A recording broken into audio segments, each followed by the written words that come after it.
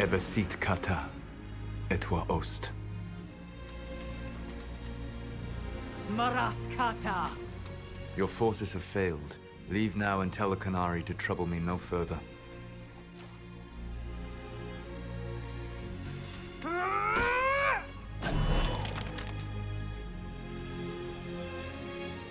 Solas.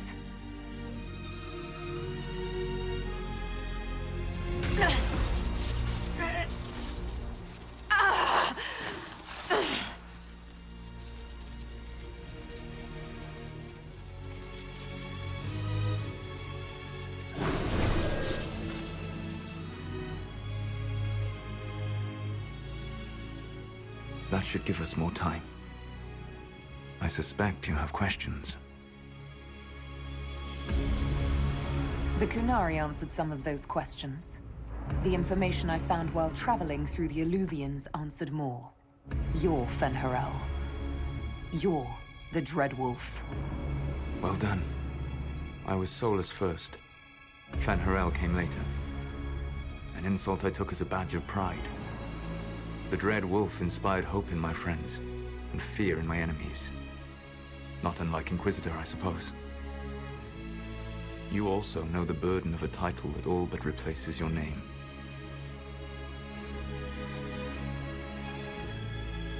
I saw the stories as we traveled through the Alluvians. Are they true? They are closer than the Dalish legends, though still prone to making me into something more than I am. I'm so sorry, Solas. What you've seen, I can't imagine. I sought to set my people free from slavery to would-be gods. I broke the chains of all who wished to join me. The false gods called me Fen'Harel, and when they finally went too far, I formed the Veil and banished them forever. Thus I freed the Elven people, and in so doing, destroyed their world.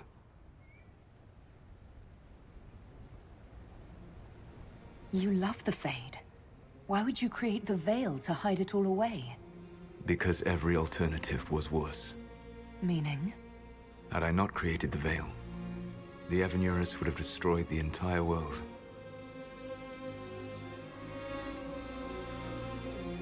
How did creating the Veil destroy the world? You saw the remains of Via Dethara. The library was intrinsically tied to the Fade, and the Veil destroyed it. There were countless other marvels, all dependent on the presence of the Fade, all destroyed. Your legends are half right. We were immortal. It was not the arrival of humans that caused us to begin aging.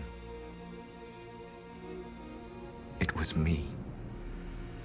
The Veil took everything from the elves, even themselves.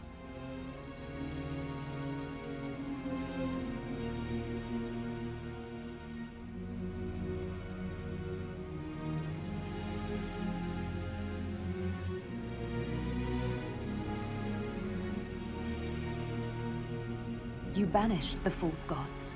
You didn't kill them. You met Mythal, did you not? The first of my people do not die so easily. The Evanurus are banished forever, paying the ultimate price for their misdeeds. You said that the Elven gods went too far. What did they do that made you move against them? They killed Mythal. A crime for which an eternity of torment is the only fitting punishment. I thought Mythal was one of the Evanurus. She was the best of them. She cared for her people. She protected them. She was a voice of reason. And in their lust for power, they killed her.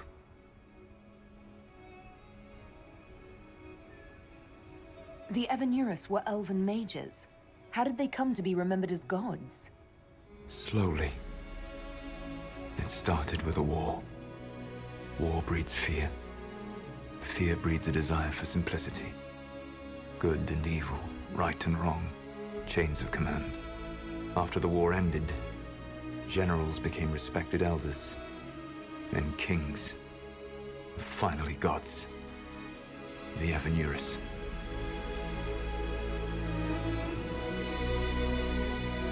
That's the past. What about the future? I lay in dark and dreaming sleep while countless wars and ages passed. I woke still weak a year before I joined you. My people fell for what I did to strike the Evanurus down. But still, some hope remains for restoration. I will save the Elven people, even if it means this world must die.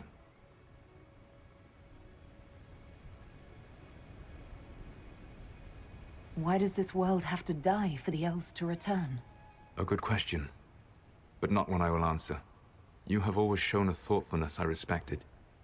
It would be too easy to tell you too much. I am not Corypheus. I take no joy in this. But the return of my people means the end of yours. It is my fight. You should be more concerned about the Inquisition. Your Inquisition. In stopping the Dragon's Breath, you have prevented an invasion by Qunari forces. With luck, they will return their focus to Tevinter. That should give you a few years of relative peace. What's wrong with the Inquisition? You created a powerful organization, and now it suffers the inevitable fate of such. Betrayal and corruption. It's not that simple. Do you know how I discovered the Qunari plot? The plot I disrupted by leading them to your doorstep. The Qunari spies in the Inquisition tripped over my spies in the Inquisition. The Elven Guard who led you to the Qunari body? Who intercepted the servant with the Gatlock barrel? Mine.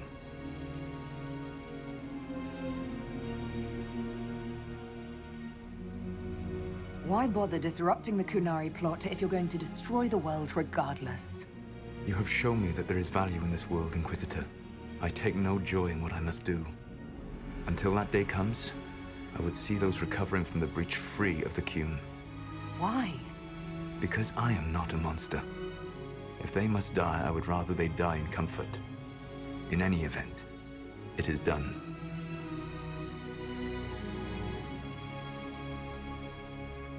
I guess we owe you for that one too. I hope it gives your people some final peace.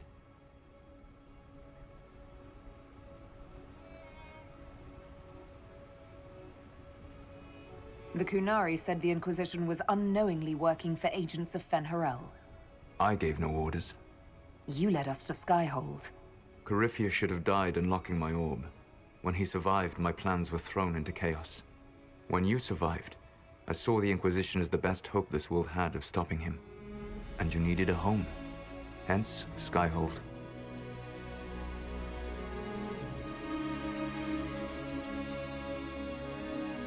You gave your orb to Corypheus? Not directly. My agents allowed the Venatori to locate it. The orb had built up magical energy while I lay unconscious for millennia. I was not powerful enough to open it. The plan was for Corypheus to unlock it, and for the resulting explosion to kill him. Then I would claim the orb. I did not foresee a Tevinter Magister having learned the secret of effective immortality. What would have happened if Corypheus had died, and you'd recovered the orb? I would have entered the Fade using the mark you now bear. Then I would have torn down the veil.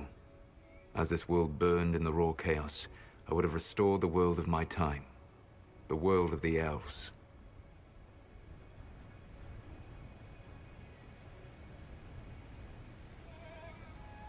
If you destroyed the veil, wouldn't the false gods be freed? I had plans.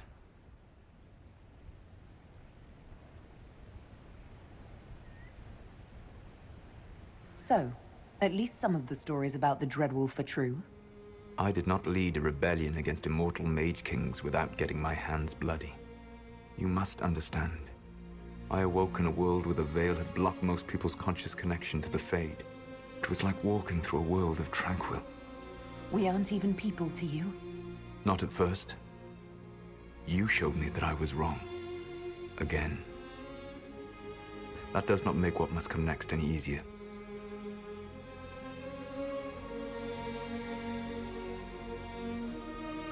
For whatever it's worth, thanks for the castle.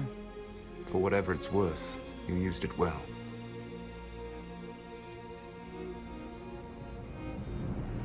You control the Illuvians now? Yes. You remember Briala from Halam Shiral? For a time, she controlled part of the labyrinth. One of my agents was supposed to take it from her, but he did not succeed. I had to override the magic personally. The Qunari stumbled upon this section independently. With them gone, the Illuvians are now mine. There's still the matter of the anchor. It's getting worse. Yes, I'm sorry. And we are almost out of time.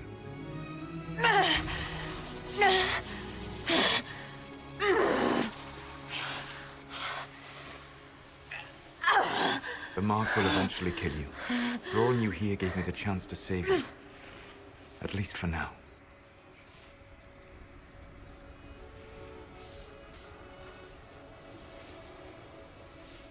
You don't need to destroy this world. I'll prove it to you. I would treasure the chance to be wrong once again, my friend. Take my hand. I'm sorry. Live well, while time remains.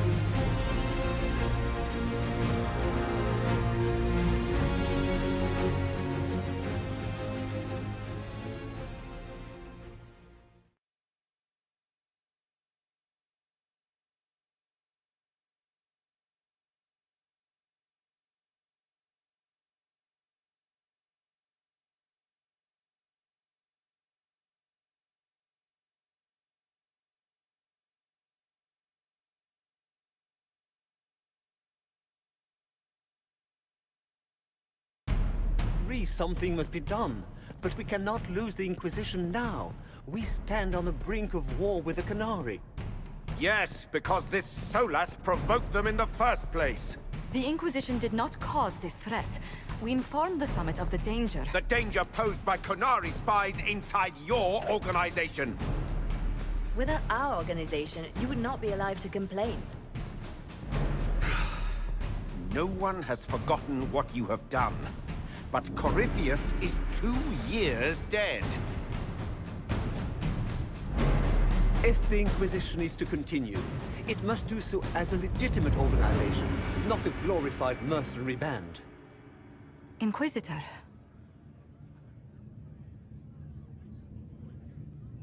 You all know what this is?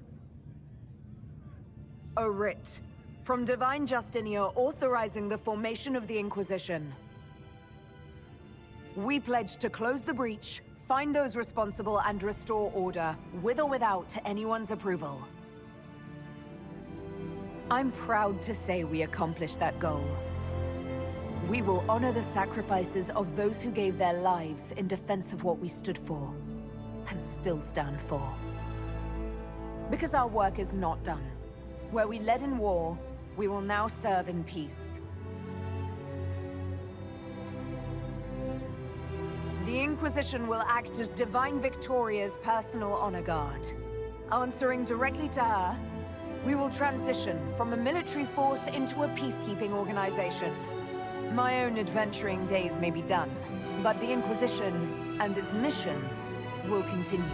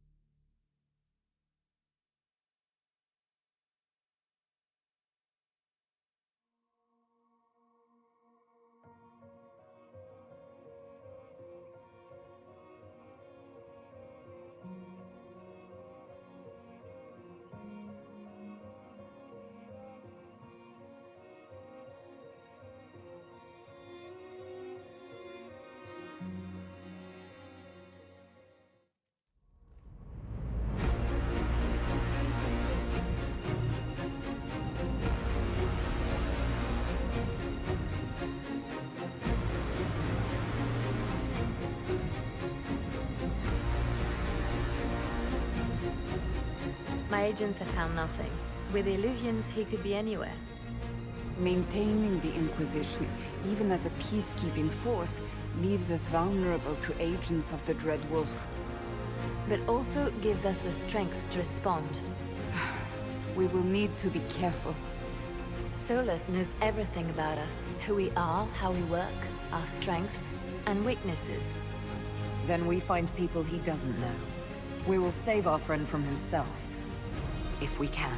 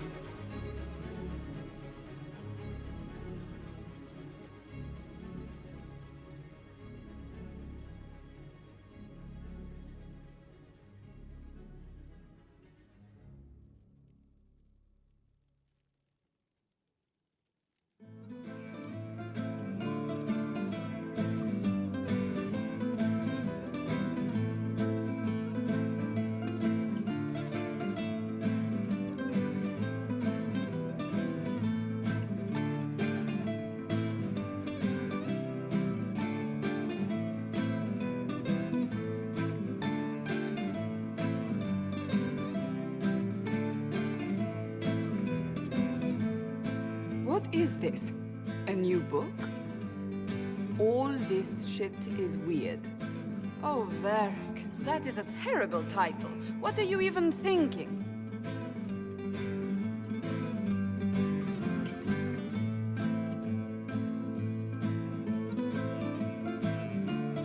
The sky churned like a rolling sea on a dark and stormy night, centered on a gaping hole that led to the arse end of nowhere. A hole that spit up many things that day. Comets, demons, and a whole lot of trouble. It's about the Inquisition.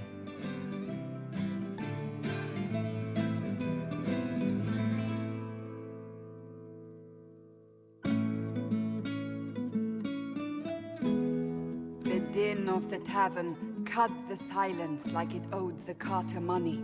In the middle, in her element, Red Jenny. She looked me up and down, mostly down. Not playing, weirdy, she said, gesturing with and dismissively eating a sandwich. Don't write that. Seriously, piss up a robe. Sarah made the subtext text, which suited me fine.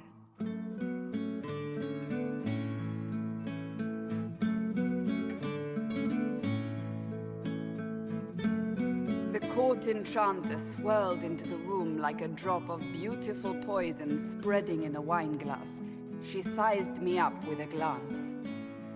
I'm so glad you made it, my dear, she said. I am Madame de Fair, the most terrifying person you shall ever meet.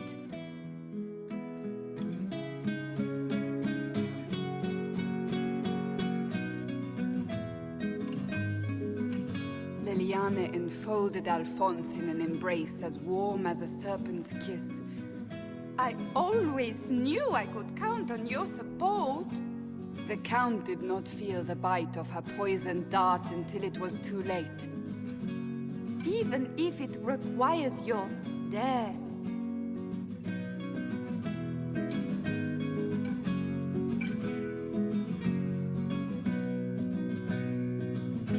Drops of rain glistened on the griffin medallion grasped tightly in Blackwall's hand. The Silverite wings of valor, they mean nothing. He flung the medal to the cold and uncaring ground. You don't know what I've done. You don't know me. So romantic.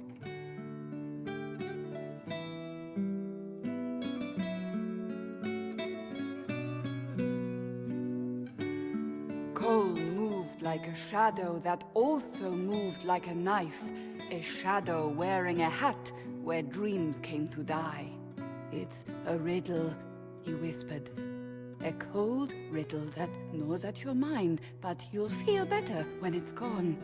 That makes as much sense as anything Cole says.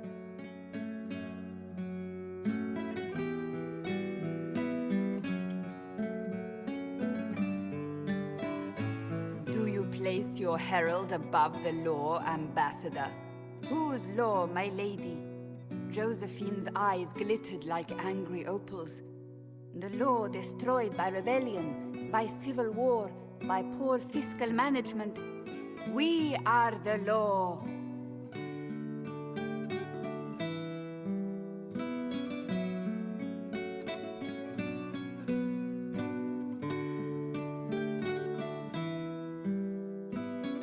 We left our mark on Adamant, but the dust hadn't settled, and neither had Harding.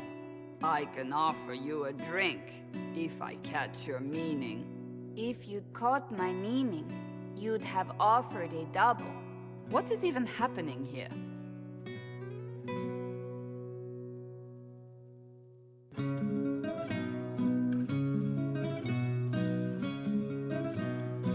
The Iron Bull was a great slab of muscle with horns that could hang a tapestry. One eye scanned for threats, while the other hid behind an eye patch like a chantry sister's old sins. Come on, He barked, not looking back as he entered. the dancer with the great rack comes on in 5. That is spot on, actually.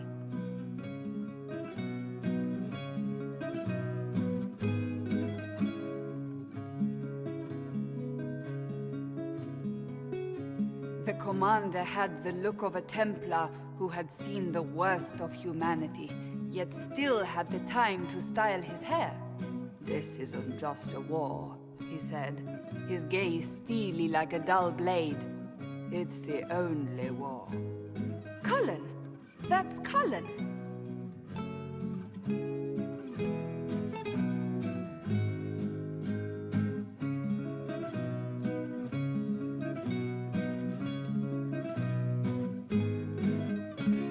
The mage wore a class of handsome sneer cultivated by 1,000 years of Tevinter elitism. The name's Dorian, he glared. D-O-R-I-A-N. Spell it right, you marble-headed lump, or it's toad time. A toad? That's hardly credible.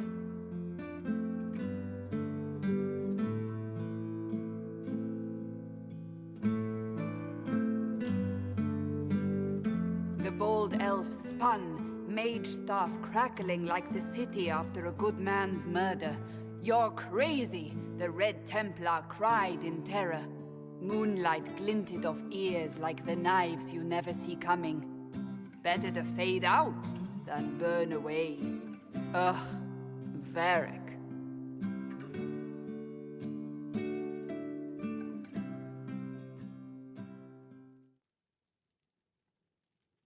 Wait, where am I? I don't... Oh, here it is. The Seeker clutched at my vest, her tears as desperate as they were pitiful. Varric, I was wrong about everything, she sobbed. Could you find it in your noble heart to forgive me? That dwarf, he put me in the book! I'm in the book! I am reading the shit out of this!